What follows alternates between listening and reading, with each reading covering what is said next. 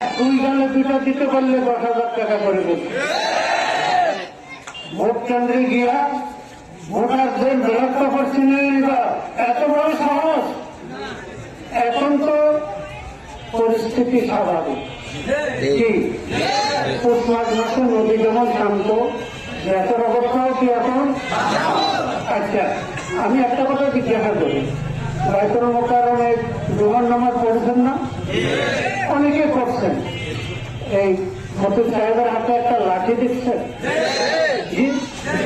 মসজিদ আবাদতের জায়গায় লাঠি কেন? হ্যাঁ, এটা পেয়ারা রাসূলের, এটা পেয়ারা রাসূলের।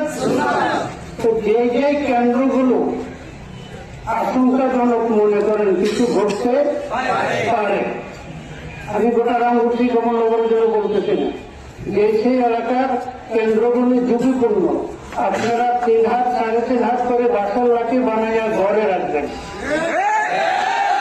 কি পেয়ারা রাসূলের? এবার নির্বাচনে কাজে না লাগলেও হঠাৎ আপনার পাশের ঘরে পাশের বাড়িতে যদি চোর আসে, আওয়াজ শুনে লাঠিটা কাছে থাকলে লাঠিটা বাইরেতে সাহস পাবে। কথা ঠিক কিনা? যদি শুনেন যে কেন্দ্র দখল করে ফেলেছে, এজেন্টকে বাইর করে দিচ্ছে, তো মাইক ট্যাগ শুনেন নি? মাইক ট্যাগ বাহিরে যারা ছিলেন থাকবেন তারা একটা মাইক ট্যাগ দিয়ে ভিতরে ঢুকে পড়বে, ভিতরে দুইটা এক একটাকে বাইর করে সমানে দুটো দিয়ে পাড়াইতে থাকবে। কারণের মধ্যে যদি মারা যায় তার দায়িত্ব আমার, তার দায়িত্ব আমার। এরা যেন আমি যাবো, ফাঁসি হলে আমার ফাঁসি হবে। কিন্তু কোন মায়ের ছেলে যেন এই দুঃসাহস দেখাইতে। আমার ভাইয়েরা, আমি নির্বাচনকে ইবাদত মনে করে করছি।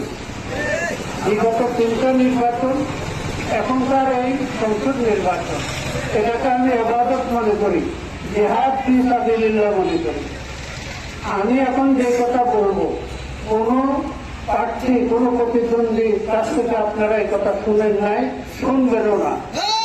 আমার এই নির্বাচন, আমি কি বলেছি, এটা ভাইরাল হয়ে গেছে, আমি এই লাঠি নিয়ে সংসদে যাইতে চাই, কারো মাথায় বাড়ি দেওয়ার জন্য।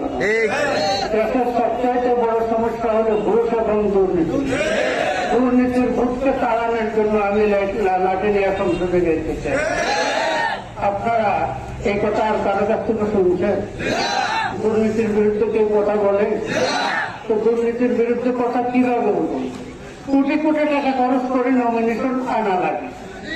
নমিনেশন এমন আটকেছে যে 299টা নমিনেশন চূড়ান্ত হয়ে গেছে, একটা হয় না হয় না হয় না, কি হয় না হয় না হয় না, একটা যেমন হয় না হয় না স্বীকার করা লাগে, এই নমিনেশনের কাউন্ট স্বীকার করা লাগে। স্বীকারের টাকা খরচ হয় না, কত টাকা খরচ হয়েছে আমি বলবো না। আমি শুনছি যে শোনা কথা বলা ঠিক না, শোনা কথা বলা ঠিক না, আমি বলবো না। এখন আপনারা জিজ্ঞাসা করবেন যে মনোনয়ন যে আটকে ছিল, এটা খালাস করছেন কিভাবে?